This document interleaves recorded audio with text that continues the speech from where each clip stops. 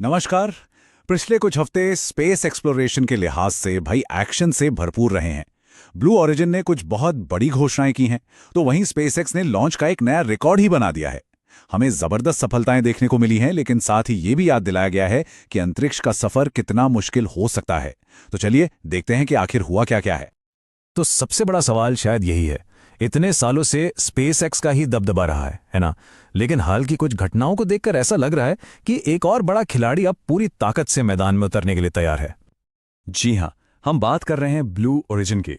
इस कंपनी ने हाल में एक के बाद एक ऐसी घोषणाएं की हैं कि पूरी इंडस्ट्री का ध्यान इनकी तरफ खिंच गया है। चलिए जरा इसे गहराई से समझते हैं। तो देखिए, 13 नवंबर को ब्लू ओरिजिन के heavy lift rocket new Glenn का पहला सफल लॉन्च हुआ और इसकी बूस्टर लैंडिंग कमाल की थी। फाल्कन 9 के मुकाबले ये लैंडिंग काफी साफ सुथरी थी। ऐसा इसलिए क्योंकि ये मीथेन फ्यूल इस्तेमाल करता है, जिससे कालिख कम बनती है। ये सुनने में छोटी बात लगती है, पर एक अहम टेक्नोलॉजिकल बढ़त है। और ये सिर्फ एक लॉन्च नहीं था, ये तो एक पूरी स्ट्रैटेजी का हिस्सा लग रहा था। उन्होंने अपना रॉकेट सिस्टम साबित किया, फिर मंगल पर जाने के लिए एक नई हीट शील्ड की घोषणा कर दी, फिर अपने इंजन अपग्रेड्स के बारे में बताया और आखिर में अपने ब्लू मून लैंडर की तस्वीरें भी जारी कर दी हैं। इससे साफ पता चलता है कि चांद और मंगल को लेकर उनकी तैयारी कितनी गंभीर है। तो सबसे जरूरी बात यह है कि ब्लू ओरिजिन अब सीधे सीधे स्पेसएक्स के स्टारशिप को टक्कर दे रहा है।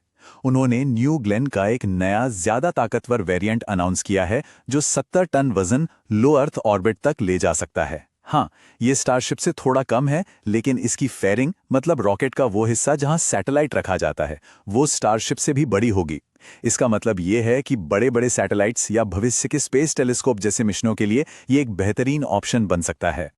चलिए अब ब्लू ओरिजिन से आगे बढ़ते हैं और देखते हैं कि दुनिया भर में लॉन्च के मोर्चे पर और क्या चल रहा है।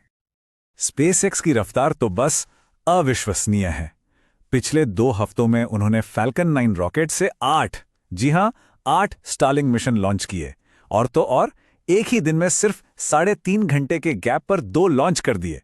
ये लॉन्च की ऐसी रफ्तार है जो पहले कभी नहीं देखी गई। इस बीच चीन भी बिल्कुल पीछे नहीं है।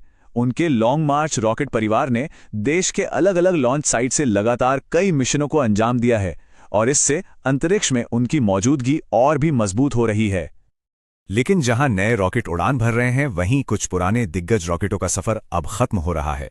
एटलस वी ने जियो स्टेशनरी ऑर्बिट के लिए अपना आखिरी लॉन्च पूरा किया और जल्द ही नासा के एक मिशन के लिए आखिरी बचा हुआ एयर लॉन्च पेगासस रॉकेट भी अपनी अंतिम उड़ान भरेगा। ये स्पेस इंडस्ट्री में हो रहे एक बहुत बड़े बदलाव का संकेत है। सफलता की इन सब कहानियों के बीच हमें ये भी याद रखना होगा कि अंतरिक्ष का सफर हमेशा जोखिमों से भरा होता है, और हाल ही में कुछ ऐसी घटनाएं हुई जो हमें इसकी मुश्किलों की याद दिलाती हैं। देखिए, चीन के शेंजू 20 कैप्सूल की खिड़की में दरार आ गई, जिसकी वजह से एस्ट्रोनॉट्स को वापसी के लिए दूसरा कैप्सूल इस्तेमाल करना पड़ा। उधर स्पेसएक्स के स्टारशिप बूस्टर 18 में ग्राउंड टेस्टिंग के दौरान एक बड़ा धमाका हो गया और 10 नवंबर को चीन के सीरीज 1 रॉकेट का मिशन भी चौथे स्टेज में फेल हो गया।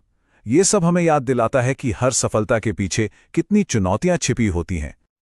और बदलावों की बात करें तो अमेज़न ने अपने बड़े satellite internet program project Kuiper का नाम ऑफिशियली बदलकर LEO कर दिया है। ये एक छोटा सा लेकिन ब्रांडिंग के हिसाब से एक जरूरी बदलाव है। और ये बात इस पूरे सफर का सार है। हर धमाका, हर नाकामी, हर चुनौती, ये सब आगे बढ़ने की प्रक्रिया का ही हिस्सा है। इन्हीं से सीखकर तो हम इंसान अंतरिक्ष में और आगे बढ़ते हैं। तो आखिर में सवाल यही बचता है, एक तरफ ब्लू ओरिजिन जैसी नई ताकतें उभर रही हैं, दूसरी तरफ स्पेसएक्स अपनी रफ्तार बढ़ाता जा रहा है, और इन सब के बीच नाकामियां भी हैं। तो चांद और मंगल की ये रेस अब पहले से कई ज्यादा रोमांचक हो गई है। देखना दिलचस्प होगा कि भविष्य में बाजी कौन मारता है।